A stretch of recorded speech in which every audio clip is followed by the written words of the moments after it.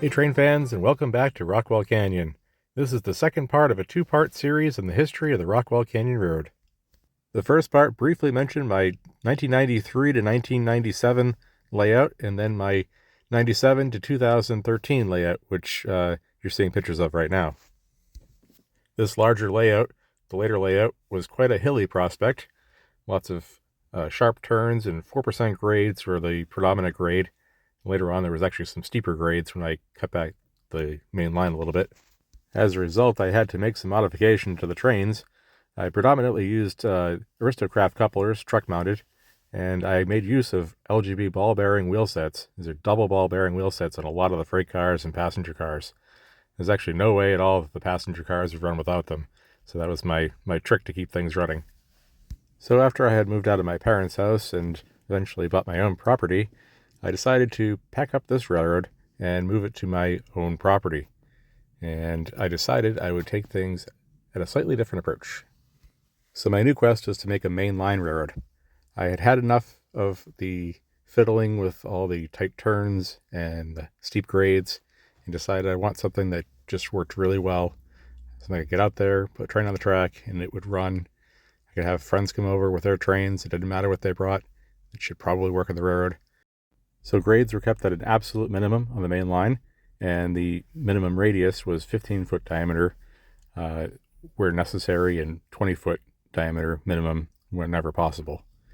So what resulted was a 300-foot mainline track, essentially a folded dog bone with a yard on one end and a industrial siding on the other end.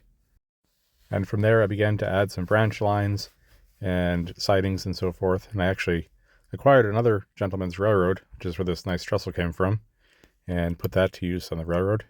And at the same time, I added these wooden tables too for steam ups. It was a great place for my friends to set up their locomotives and get the engines under pressure and serviced and everything. And from that point on, I continued making improvements to the railroad, starting with the decking on this trestle, and tried to mask the harshness of those tables by adding some planking along the sides. I continued to work on the main line. Actually made this corner a little bit broader and actually raised up the main line a bit to make it more level.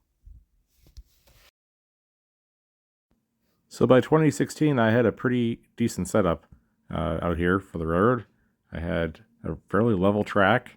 I actually took a couple of stabs at leveling it and really got something that was nice and smooth and reliable.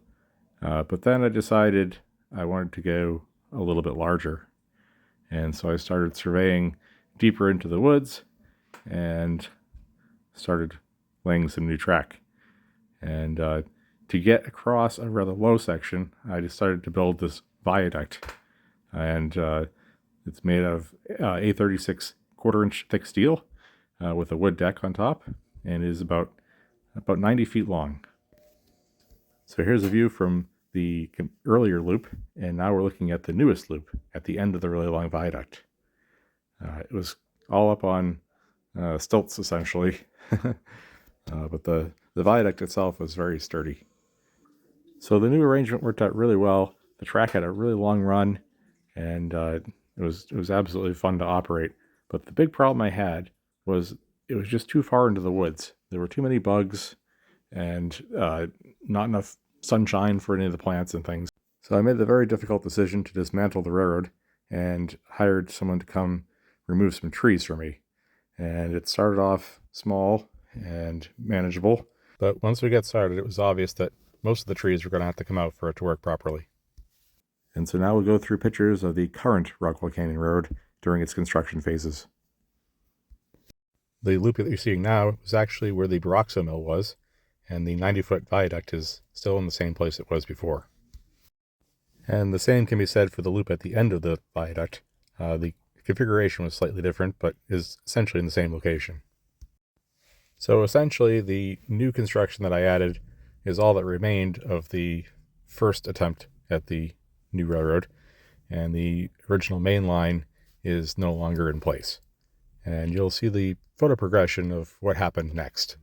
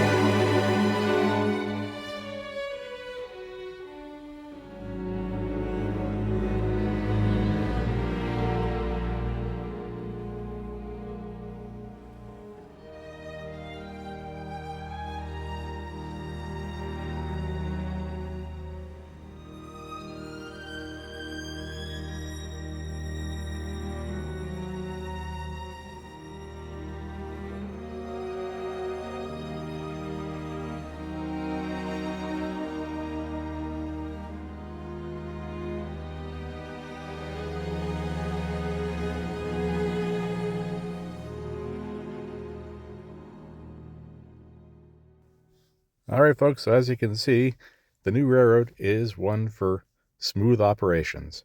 We've lost the charm that came with having the tight turns and cliffside grades, but what we've improved on is functionality. And you know, going over this history of the railroad reminds me how much fun the ground level stuff is.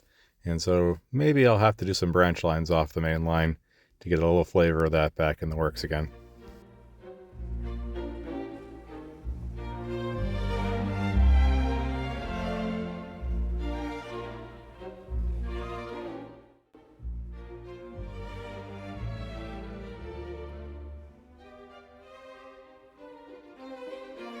Okay, folks, that's it for now. Hope you enjoyed today's episode. If you have a chance, please subscribe to my channel, like the video, and check out the Rockwall Canyon gift shop. You can also follow us on Facebook. Please check out the show notes for the appropriate links.